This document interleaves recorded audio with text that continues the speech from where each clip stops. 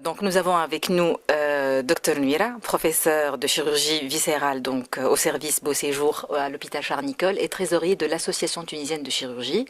Donc nous sommes ici pour parler du 37e congrès national de l'ATC qui est couplé cette année avec le 20e congrès maghrébin de chirurgie. Aslama Dr Nuira. Alors, l'état des lieux du congrès. Les thèmes, le nombre des participants, les invités étrangers et nationaux, bref, tout ce qui concerne le congrès.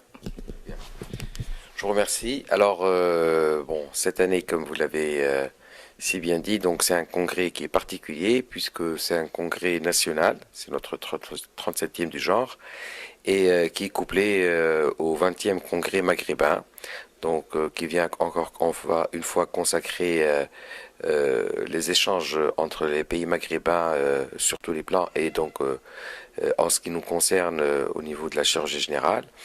C'est un congrès qui a très très bien commencé hier puisque nous avons connu une affluence record avec presque 400 participants au premier jour. C'est un congrès où il va y avoir deux tables rondes avec des études qui sont multicentriques et qui ont été finalisées par des livres à propos de la duodénopancréatectomie céphalique. Donc c'est un geste qui est réalisé pour notamment les cancers du pancréas et les formes chirurgicales de la rectocolite ulcéro-hémorragique. Par ailleurs, il y aura plusieurs enseignements post-universitaires qui vont traiter de l'obésité morbide et des plaies biliaires après cholécystectomie sous célioscopie. Et on aura en plus, comme d'habitude, des séances qui vont traiter des pathologies de l'œsophage, des pathologies courantes du côlon et du rectum, et surtout aussi avec les pathologies hépatiques.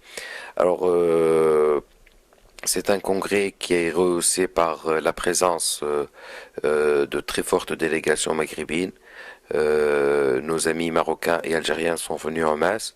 Il y a pas moins de 40 chirurgiens maghrébins qui sont venus parmi nous, du Maroc, de l'Algérie et même de la Mauritanie. Il y a 5 Mauritaniens qui sont venus.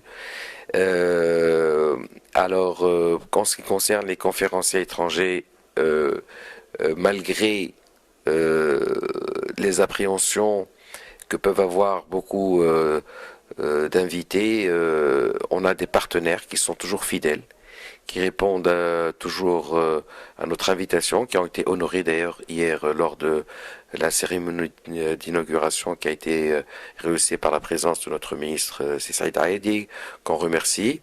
Et on a environ 7 conférenciers français, un conférencier belge, docteur Bernard Guicadière, et un conférencier italien.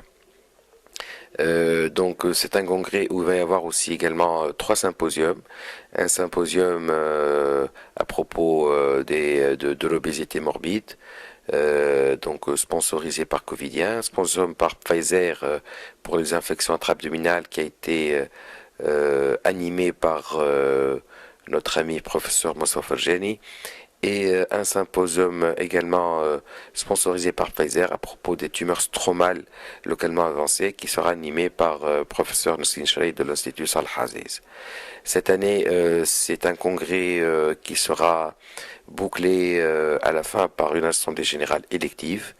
Le mandat de notre bureau directeur touche à sa fin et on aura cette année très probablement un nouveau bureau directeur qui sera élu à la fin de ce congrès.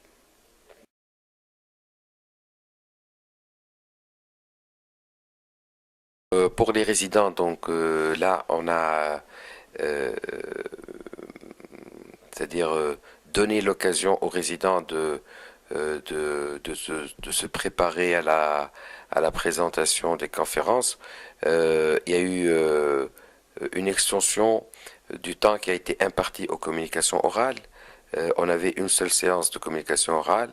Cette année, on a eu pas moins de 4 séances de communication Et on a aussi noté le niveau très relevé des communications qui nous a été adressé.